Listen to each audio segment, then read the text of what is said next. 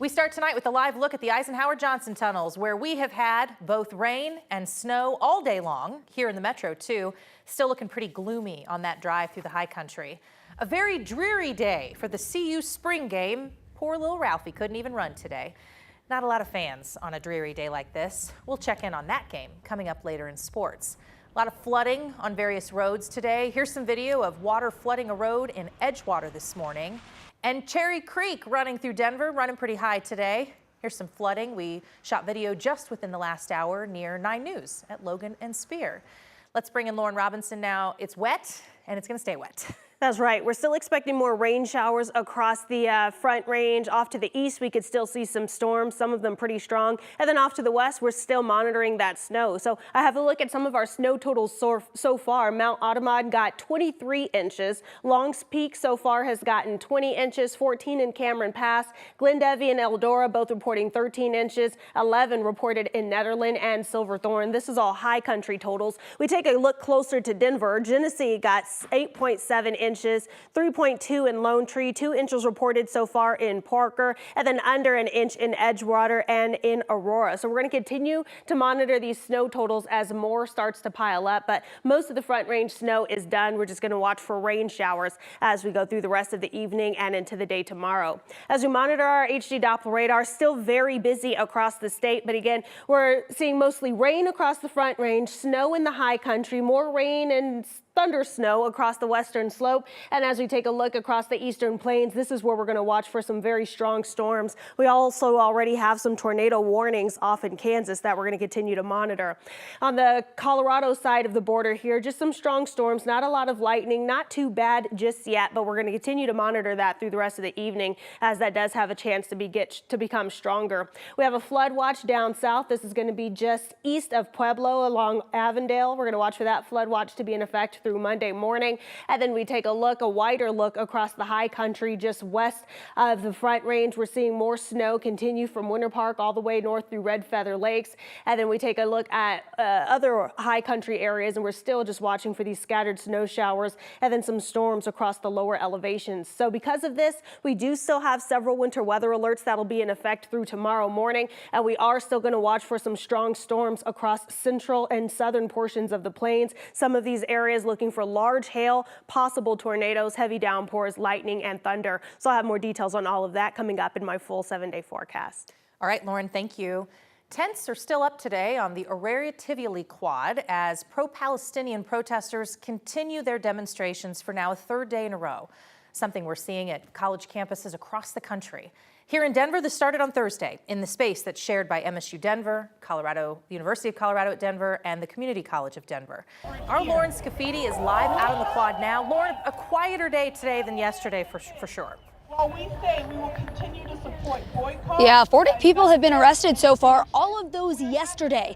Today, no arrests and no sign of police. Definitely some signs of bad weather, though. Students have been shoveling the snow in between their tents, and some of it has melted as it's now raining this afternoon. But with all of these tents full of food, the students are hoping to brave the cold for as long as they can.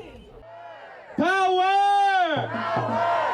Saturday is the second day Khaled Hamu with Students for a Democratic Society woke up in a tent in the middle of campus. I'm not much of a camper. It was cold, but other than that, I mean, it wasn't too bad. A tent that's a violation of campus policy.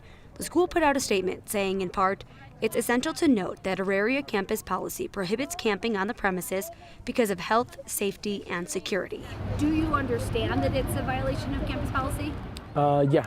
Denver police and Auraria Campus police arrested dozens of people for trespassing Friday. It was extremely sad. You know, I couldn't even keep chanting. I was crying. Scott Levin with the Anti-Defamation League Mountain States region didn't want to see the protests come to that. I would prefer that not have happened. I would prefer that they just exercise their First Amendment rights to say what they're so passionate about.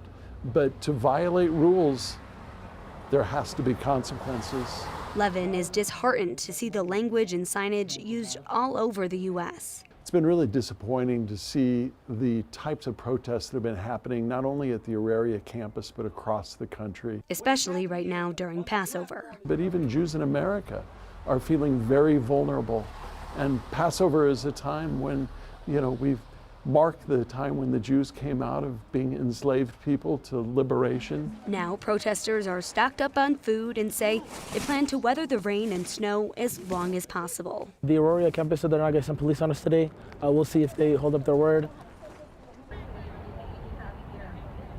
Some far left-leaning lawmakers have called for immunity for those who have been arrested. They were back out here today showing their support for those protesters. Live in Denver, Lauren Scafidi, 9 News. And Lauren, Denver Mayor Mike Johnston took some heat when he went out there yesterday and told protesters that they had to take down their tents or police would make more arrests. But again, you said we really haven't seen a police engagement today and certainly no arrests today. Yeah, not at all, Jenny. Today is a much quieter day than yesterday. Okay, Lauren Scafidi reporting for us in Denver tonight. Lauren, thank you. Greenwood Village police are now investigating after they found a dead body near Cherry Creek High School. This was around 5 o'clock this morning near East Union Avenue and South Yosemite Street. Police say it appears that someone killed a young man. Police say this victim has no connection with the school district, and officers are still looking into exactly what happened.